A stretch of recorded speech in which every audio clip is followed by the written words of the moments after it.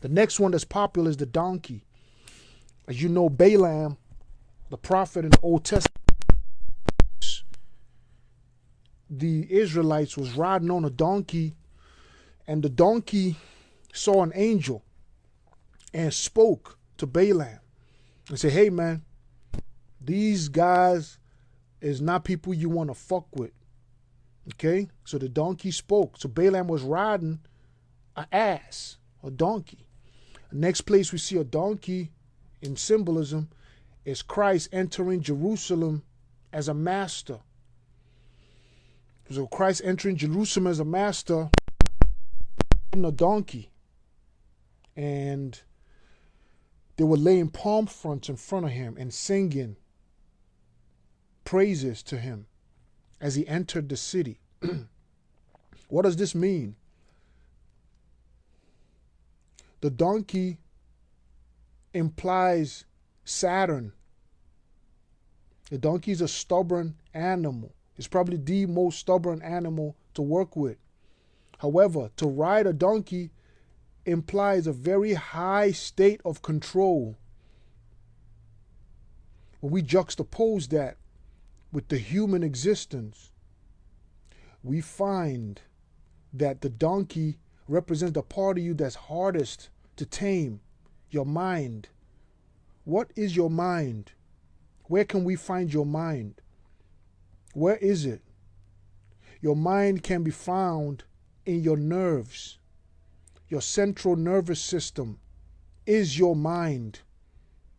All right? That's the donkey, is your central nervous system. The central nervous system is the same thing as the computer central processing unit. The central processing unit of a computer is modeled from your central nervous system. This is the bridge between your mind and your body. It's also called the kingdom. It represents dark matter. The fluids of the central nervous system work with electromagnetic flux.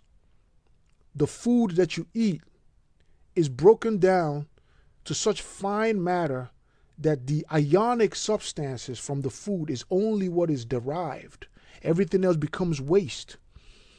And if the food does not have ionic substances, then your central nervous system can starve while your stomach is full. So this electricity or electromagnetic food or ionic food is what the central nervous system runs on. Another name for it is electrolyte. All right? So all foods are broken down to crystals and electrolytes, ionic subgaseous matter. And this is the food of your nerves. Now your nerves, if you've ever entered into meditation, are the hardest things to control. When you go and sit down in a quiet corner, it's almost like your mind does its own thing and you doing your own thing. Where do your thoughts come from? Who puts the thoughts in your mind to move you? What is the origin of thought? Can you control your thoughts? So we find that riding the donkey implies controlling your central nerve. Being mad when you want to be mad, not because somebody else made you mad. Being happy when you want to be happy, not because somebody made you happy. So to know yourself is to ride the donkey. Listen, when they say, man, know thyself, to know yourself means to ride your donkey. Donkey is represented by Saturn. Saturn is the planet of dark matter. Dark matter is what is called nut for nutrition and amen for vitamin or vitamin. All these are immune system or amen system. These are just words that were played with but still have an underlying meaning pertaining to dark matter, which is what your body runs on. Ultraviolet light. Ultimate food that your body runs on. How do we know this? When you go to sleep, your consciousness is shut down. If your consciousness is existent to any degree, you will not get a deep sleep. When you wake up, you will feel almost malnourished. If you starve a person of sleep for 4 days, that person may die. This implies that sleep is the first food. And what do we mean by sleep? Sleep means shutting down the consciousness to allow dark matter to enter into you and do work. Dark matter is the intelligence. The ultraviolet light is the intelligence. You look at the movie Lucy. You see at the end of the movie there's a gooey black substance that gives Morgan Freeman a flash drive. This implies that the darkness in the universe is the seat of intelligence. It's called the Akasha or Nkwanshi. We've already gone through Nshi, or the She word, meaning darkness and the feminine aspect of the deity, which is the most transcendent and the highest. So we are all a part of the great mother, even the men plus the women. Male and female are ultimately a part of the great dark mother as she expresses herself. All right?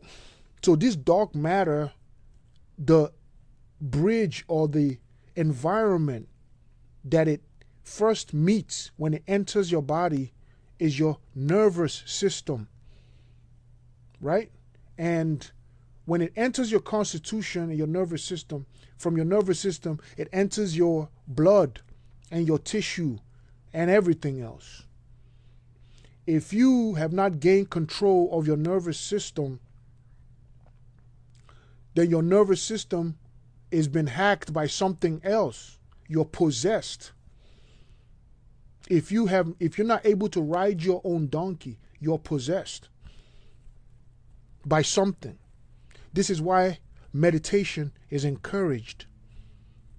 To go and sit in the quiet corner and divert your attention back into yourself to understand your nervous system, how it operates, and see if your consciousness can be able to gain control of it. Until you do this, you haven't even started.